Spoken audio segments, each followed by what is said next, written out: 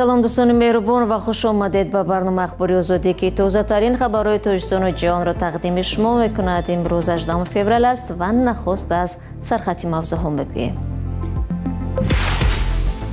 телевизиони Алҷазира гузориш медиҳад ки садҳо шаҳрванди Осиёи марказӣ аз ҷумла 8 тоҷикистони дар сафи артиши Исроил дар ҷанги Ғазза иштирок карданд. идораи мубориза бо фасод раиси хадамоти иҷро дар вилояти Суғдро бо қаллобӣ баромадан аз ҳадди ваколати мансабӣ ва тасарруфи пулу мол муттаҳам кардааст. парвандаи ҷиноятӣ оғоз карда шуд, мавриди тафтиши пешакӣ қарор дорад. ва кордиҳандагони Русия мегӯянд муҳоҷирони ҳиндӣ ба корҳое мераванд ки муҳоҷирон аз кишварҳои Осиёи марказӣ ва мардуми маҳаллӣ аз онҳо парҳез мекунанд. маоши миёна дар хоҷагии мо ба 50,000 рубл ва ё ба $660 амрико баробар аст. бинобар гузориши телевизиони Алҷазира, дар амалиётҳои низомии Исроил дар навори Ғазза ҳазорон хориҷӣ аз ҷумла аз кишварҳои Осиёи марказӣ ба шумули Тоҷикистон ширкат карданд. телевизиони мазкур дар як гузориши таҳлилӣ гуфтааст ки бахши зиёде аз ин сарбозони артиши Исроил душаҳрвандӣ доштанд. дар феҳрист хориҷоне ки дар амалиётҳои Исроил дар навори Ғазза ширкат карданд, номи 264 шаҳрванди Ӯзбекистон, 189 нафар аз Қазоқистон, 52 тан аз Қирғизистон, 31 кас аз Туркманистон ва 8 шаҳрванди Тоҷикистон низ оварда шудааст.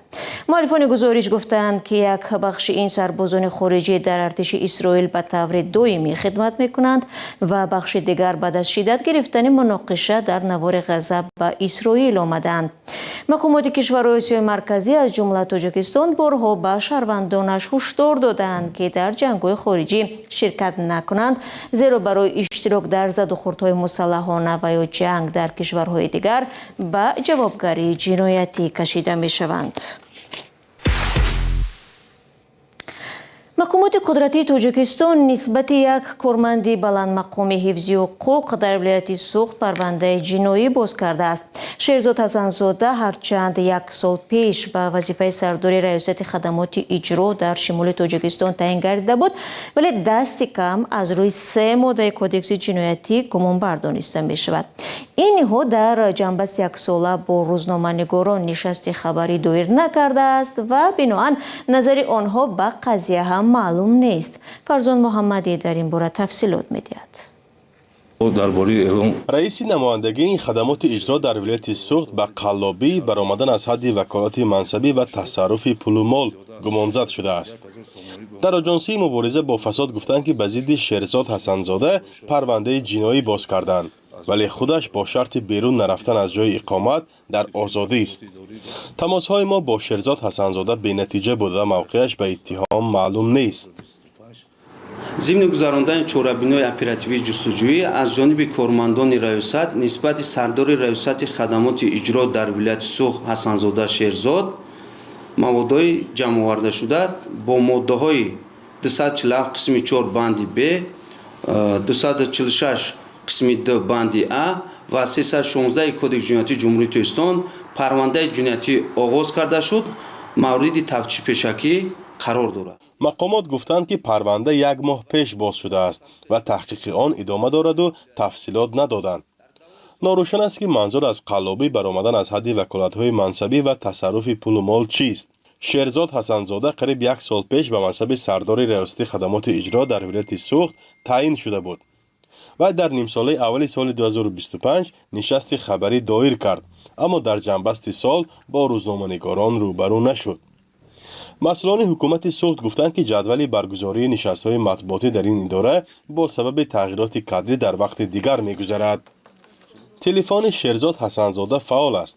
радиои озодӣ барои фаҳмидани мавқеи ӯ чанд дафъа бо ӯ тамос гирифт, вале касе ба зангҳои пайдарпайи мо ҷавоб надод. хадамоти иҷро дар Тоҷикистон ки ҳоло як намояндааш ба 3 банди қонуни ҷиноӣ муттаҳам мешавад, 8 сол пеш ба кор сар кард. ҳадафаш иҷрои қарору ҳукми додгоҳҳо, ҳуҷҷати мақомоти давлатӣ ва шахсони мансабдор ва барқарор кардани зарарест ки ба давлату ширкату шахсони алоҳида расонда шудааст. بار اول نیست که بعضی از منصبداران در تاجیکستان به طور رسمی به جنایت متهم میشوند. قلابی، ساختکاری حجت یا برآمدن از حد وکالت‌های منصبی از جمله اتهام‌های معمول علیه آنهاست. تاکنون برخی با همین دلیل بازداشت و زندانی شده، برخی دیگر با پرداخت جبران از جوابگری آزاد گشتند.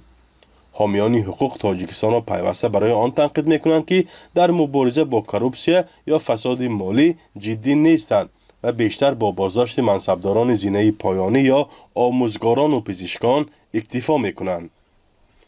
فرزان محمدی، رادیو آزادی، شهر خوجند. یادآور میشم که شما برنامه اخباری آزادی را تماشا دارید. در تاجیکستان تا چند روز دیگر جریمه‌ها برای رعایت نکردن قاعده‌های حرکتی راه را به حد دردناک برای رانندگان بالا میبرند. بر اساس کودکس اصلاح شده حقوق ویرانکنی مأموری که رئیس جمهور امامعلی الرحمن روز 16 فوریه امضا کرده است، جریمه‌ها برای رانندگان بسیار بالا برده می شود، شروع از 76 سومانی تا به هزاران سومانی. همکارم مومن احمدی با تغییرات در کودکس آشنا شد و قبل از برنامه اول از او درباره حجم این جریمه‌ها پرسیدم. مثلا بر اساس کودکس نو از این پس برای نبستن کمربند و یا تسمه بی‌خطری در داخل ماشین جریمه از 78 تا 156 سومانی هم زیاد می شود. قراره که ظاهرا رانندگان صدها هزار ماشین در کشور را که بستن کمربند را چندان مهم نمی شمارند نگران و شاید احتیاطکار خواهد کرد. در متن کودکس نو که رادیو آزادی آن را دید گفته می شود اداره کردن واسطه نقلیات به بستن تسمه بی‌خطری یا انتقال مسافرانی در کرسی پیش نشسته که تسمه بی‌خطری را نبستند به اندازه از 1 تا 2 نشان دهنده برای حساب‌ها جریمه تعیین کرده می شود. قبلا برای این قانونشکنی رانندگان در تاجیکستان را از 36 تا 72 سومانی جریمه می بستند. از این بعد جریمه برای اطاعت نکردن رانندگان به چراغک سرخ راهنمایی راه ندادن به ماشین های یاری تجلیل تا به 858 سومانی می رسد.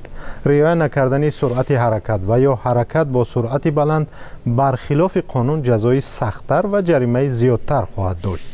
نمایشکاری هنگام رانندگی به مثل دریفت و به قول مقامات به احترامی بر رانندگان دیگر از 760 سومانی تا بیشتر از 1100 سومانی خواهد بود. رانندگان تاجیک از این پس برای رعایت نکردن سرعت تعیین شده حرکت در راه هم جریمه زیادتر بپردازند و آن هم از مرز 1000 سومانی و یا $100 هم میگذارد. مومن بالا بردن جریمه ها در جامعه تاجیکستان همیشه بحث زیادی را به بار می آورد. آیا مقامات درباره این قرار چی میگویند و خود رانندگان و متخصصان چی نظر دارند؟ مقامات و بخصوص بازرسی دولتی اتومبیلی همیشه گفتند که هدف اساسی بالا بردن جریمه ها و سخت کردن تنبیه رانندگان قانون شکن پیش از همه تأمین امنیت مردم است. آنها آمار صدمه ها را نمونه می آورند که واقعا ترسناک است. مثلا سال 2025 به گفته وزارت امور کارهای داخلی در نتیجه صدمه های نقلیاتی 643 کس جان داده و 1500 نفر دیگر مجروح شدند. به عبارت دیگر هر روز در راههای تاجیکستان 2 نفر جان داده و 4 کسی دیگر مجروح شدند. با گفته مقامات فلسفه جریمه گران این است که رانندگان از ترس از دست دادن پول زیاد میکوشند با رعایت قاعده ها و با احتیاط و درست رانندگی کنند. اما اقتصاددان ها میگویند هدف مقامات بیشتر جنبه اقتصادی دارد. دلیلشان هم این است که جریمه ها یکی از راه‌های بسیار آسان پر کردن بودجه دولت به حساب می رود و بخصوص در شرایطی که کارخانه های استحصالی در تاجیکستان کمتر و برعکس احتیاج دولت به درآمد زیادتر است. در این میان یک جنبه حساس دیگر نیز هست که آیا در واقع جریمه بلند رانندگان را با انتظام میکند و یا تنها نرخ رشوه را که بسیاری از ناظران راه را به گرفتن آن متهم میکنند بالا میبرند. به قول یکی از رانندگان تاکسی که رادیو آزادی با او صحبت کرد، وقتی جریمه برای حرکت با سرعت بلند می رود مثلا 500 سومانی می شود، احتمال آن که راننده با ناظر راه در جای حادثه با 200 سومانی مسئله را حل کند بیشتر می شود. تشکر همکارم مومن احمدی بود که درباره بالا بردن جریمه ها برای بی‌اعتنایی به قاعده های حرکت در راه در تاجیکستان صحبت میکرد. سالهای اخیر در برابر فشار بالای مهاجران از آسیای مرکزی، روسیه به دعوت مهاجران کوری از هندوستان و دیگر ممالک هم پیمانش روی آورده است. به این وسیله مسکو میخواهد مهاجرت کوری را زیر نظارت شدید گرفته، همزمان به کارشریکانش که از سبب همکاری با روسیه تحت فشار قرار دارند گویا جایزه دهد و یا کمک کند. که مرسیت تا گزارش دارد.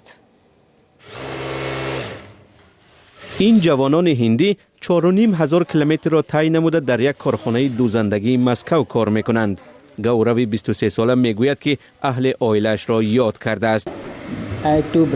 در وطن 2 برادر، همسر و 2 فرزند و پدر و مادر منتظر من هستند.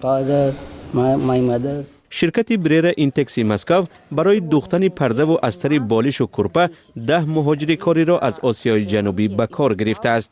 مالک این مؤسسه اولگا لوگوفسکایا از زحمت آنها قانع بوده است. آنها به عائله هایشان آمدند و خودشان هم جوانند. در جایشان 6 نقشه را پورا اجرا می کنند. کارشان را دوست می دارند و تلاش دارند به عائله هایشان در وطن کمک بیشتر رسانند. در خواجگی کشاورزی سرگیف کنار مسکو هم شمار مهاجران کاری از هندوستان رو به افزایش است. این مهاجر از استان پنجاب هندوستان به روسیه آمده است. من 1 سال می شود در همین خواجگی سرگیف به کشتی کارتوشکا و لبلبو مشغول هستم. در هندوستان پول کم است، اینجا پول خوب می دهند. به قول مالک خواجگی سرگیف، سرگی توکمن، سال گذشته حکومت روسیه بر پایه سهمیه و یا کوتا به آنها اجازه داده است که 40 نفر را به کار گیرند و 20 نفر را از کوبا و 20 کسی دیگر را از هندوستان دعوت کرده است. در گذشته کارگران از ازبکستان و بعضا از تاجیکستان می آمدند. روس‌های محلی نیز بعضا کار می کردند، ولی از سبب کمبود نیروی کاری از خارجه کارگر می آوریم. توکمن می افزاید که معاش آنها برای مردم محلی قابل قبول نیست. معاش در شعبه ما به 50,000 روبل و یا به 660 دلار آمریکا برابر است. مهاجران همه کاره هستند، اساساً با بند و بست خلطه‌های کارتوشکا و لبلبو مشغولند. مردم محلی برای چنین شغل پول بیشتر طلب می‌کنند. سال 2021 یک سال پیش از آغاز تجاوز روسیه به خاک اوکراین، مسکو به ورود همگی 5,000 کارگر از هندوستان اجازت داده بود. سال 2025 بیش از 70,000 شهروند هندوستان برای کار به روسیه دعوت شدند. شرکت الکسی فیلیپینکوف که با دعوت کارگران خارجی به مسکو مشغول است، تاکید می‌کند که سالهای اخیر شماره مهاجران کاری از ممالک سابق شوروی آسیای مرکزی کاهش یافته، آنها را به جستجوی بازارهای نوی نیروی کاری وادار کرد. وضعیت تقریباً 3 سال پیش تغییر یافت. کمبود نیروی کاری از حساب کاهش ورود مهاجران از جماهیر سابق شوروی آسیای مرکزی، تاجیکستان، ازبکستان، قرقیزستان و قزاقستان به وجود آمد. وضعیت اقتصادی هم در روسیه و هم در کشورهای آسیای مرکزی دیگر شد. قانون‌های مربوط به مهاجرت شدیدتر شدند و در نتیجه ذخیره کاری که از این کشورها به روسیه می آمد متاسفانه کاهش یافت و وابسته به وضعیت تقاضا با واردات نیروی کاری از کشورهای به اصطلاح خارجی دور افزایش یافت. کارشناسان همچنان ضعیف شدن روبل روسیه، دعوت اجباری مهاجران کاری به جنگ اوکراین و سیاست ضد مهاجرت مقامداران و قانونگذاران روسیه را از سبب‌های اساسی کمشوی توجه شهروندان جمهوری‌های شوروی سابق به کار در این کشور یاد می‌کنند. خبرنگار ریترز انتخاب مهاجران کاری از هندوستان را همچون تصمیم منطقی حکومت روسیه نامیده خاطر نشان می‌کند که سالهای اخیر هندوستان مواد سوخت تحریم شده روسیه را با نرخ ارزان به دست آورده، سپس از نام خود به بازارهای جهانی می‌برارد. ماه دکمبر سال گذشته هنگام ملاقات پرزیدنت روسیه ولادیمیر پوتین با سروزیر هندوستان نریندرا مودی در دهلی نو، سازش امضا شد که شرایط کار شهروندان هندوستان را در روسیه آسان می‌کند. معاون اول سروزیر روسیه میگوید فعلا کشورش میتواند مقدار بدون محدودیت مهاجران کاری را از هندوستان با کار تامین کند. او می‌افزاید که در حال حاضر استحصالات روسیه با 800,000 نفر و ساحه‌های خدمات و ساختمان به 1